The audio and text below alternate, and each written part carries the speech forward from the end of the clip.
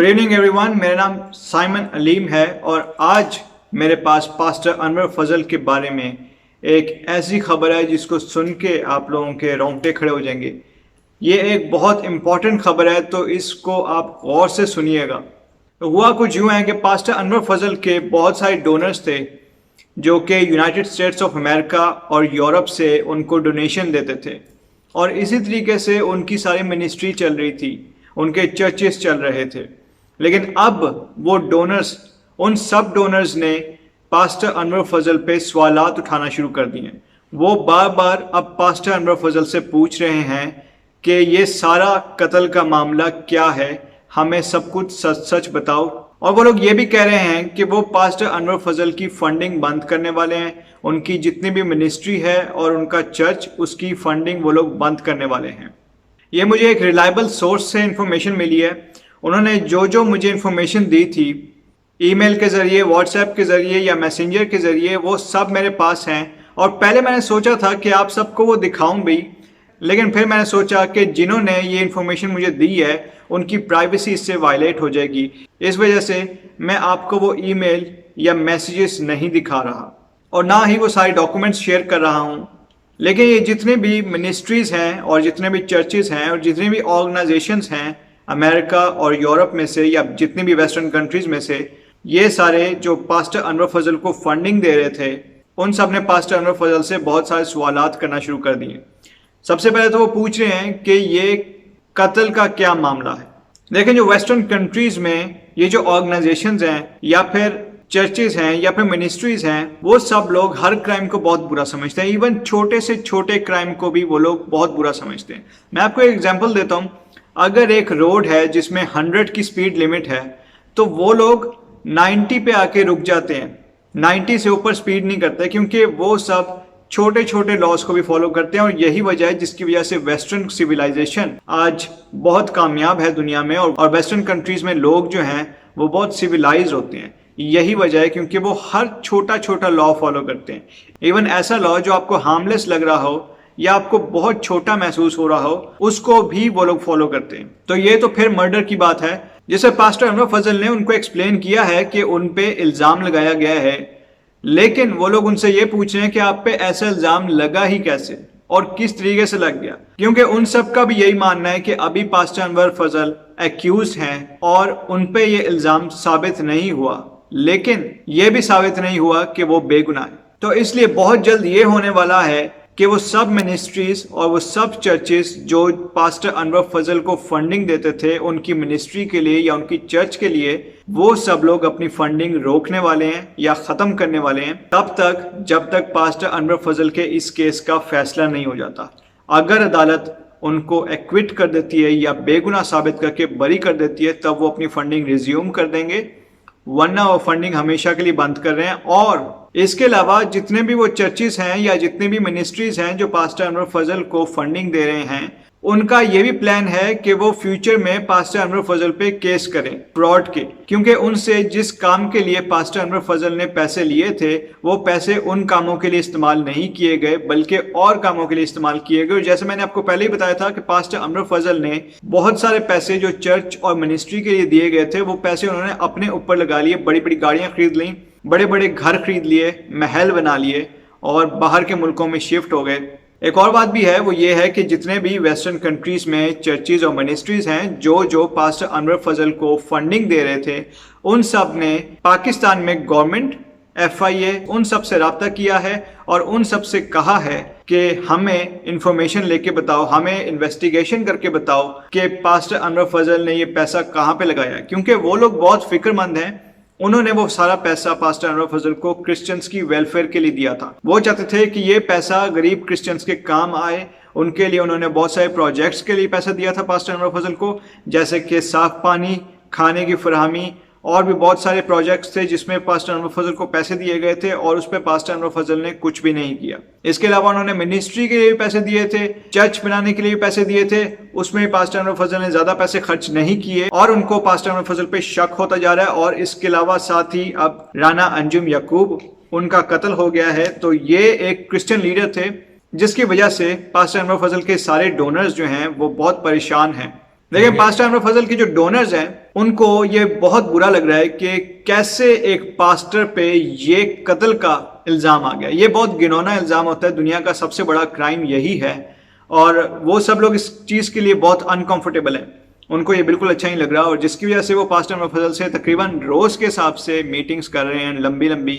Chance यही है कि पास्टर अनवर फजल की फंडिंग बहुत जल्दी खत्म होने वाली है, उनके सारे चर्चेस की और उनकी सारी मिनिस्ट्रीज की फंडिंग खत्म होने वाली है।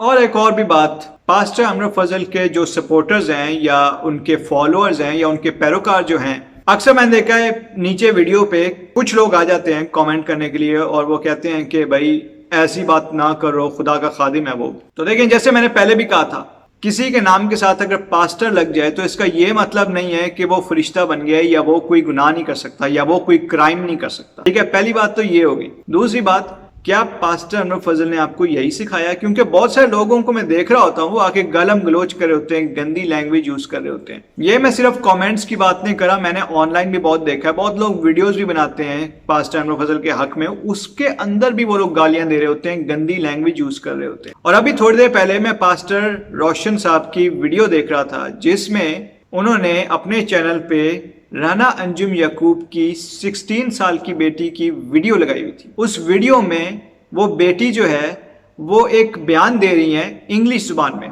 और इंग्लिश में वो सारा कुछ वही बता रही हैं कि किस तरीके से पास्टर अनवर फजल, उनके भाई इमरान फजल और शौकत फजल, इन तीनों ने 2 बंदे हायर किए राना अंजुम याकूब को कत्ल करवाने के लिए। और ये वीडियो इंग्लिश में है और आप इमेजिन कर सकते हैं और अंदाजा कर सकते हैं कि ये वीडियो कहां कहां तक जाएगी और किस किस तक पहुंचेगी। पास्टर अनवर फजल के डोनर्स ऑलरेडी डाउट में हैं, वो लोगों से सबूत मांग रहे हैं और ये सबूत एक सामने आ चुका है। आप देखें, एक बंदा जो मरने से पहले भी उसने पास्टर अनवर फजल और उनके भाइयों का नाम लिया, फिर उनको कत्ल कर दिया गया। उसके बाद अब उनकी बीवी और उनकी बेटी वो भी बार बार यही बात कर रही हैं, वो भी बार बार पास्टर अनवर फजल और उनके दोनों भाइयों का नाम ले रही हैं।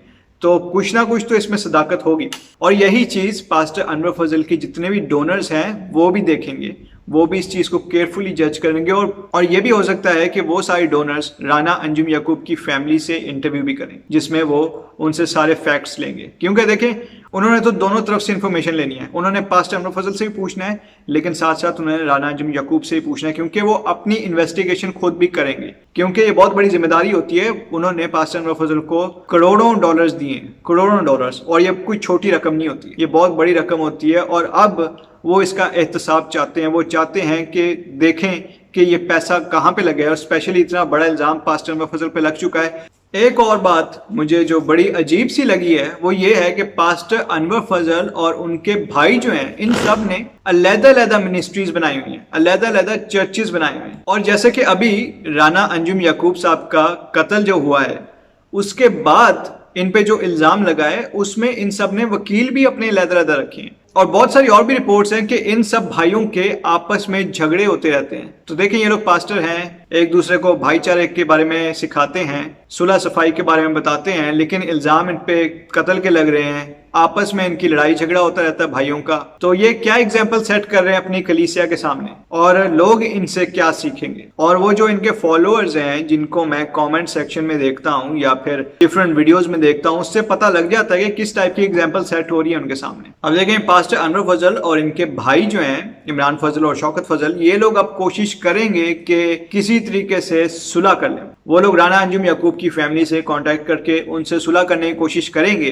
अगर तो वो सुलह करने के लिए कांटेक्ट करते हैं तो इसका यही मतलब है कि वो गिल्टी हैं, क्योंकि अगर वो गिल्टी नहीं होते तो वो इस केस को अदालत में फेस करते और अपने वकील के थ्रू इस केस को लड़ते, आखिर तक ट्रायल चलाते। लेकिन विक्टिम की फैमिली से माफी मांगने का यही मतलब है कि पास्टर अनवर फजल और उनके भाई जो हैं वो गिल्टी हैं। और एक और बात मैं आपको कानून की समझा दूं, वो ये है कि फॉर एग्जांपल, वैसे तो मुझे पता है कि राना अंजुम याकूब और उनकी फैमिली कभी भी उनको माफ नहीं करेंगे, लेकिन फॉर एग्जांपल अगर वो माफ कर भी देते हैं और अगर पास्टर अनवर फजल और उनके भाइयों को माफी मिल भी जाती है राना अंजुम याकूब की फैमिली की तरफ से, तब भी उनकी इस केस से जान नहीं छूटेगी। क्योंकि देखें, ये मर्डर का केस है, बहुत सीरियस केस है, ठीक है। और मर्डर के केस में 2 मुद्दई होते हैं, एक तो राना अंजुम याकूब की फैमिली खुद होगी, इसके अलावा स्टेट ऑफ पाकिस्तान वो भी मुद्दई होती है। यानी अगर राना अंजुम याकूब की फैमिली माफ करके पीछे हट भी जाते हैं तो स्टेट पीछे नहीं हटती।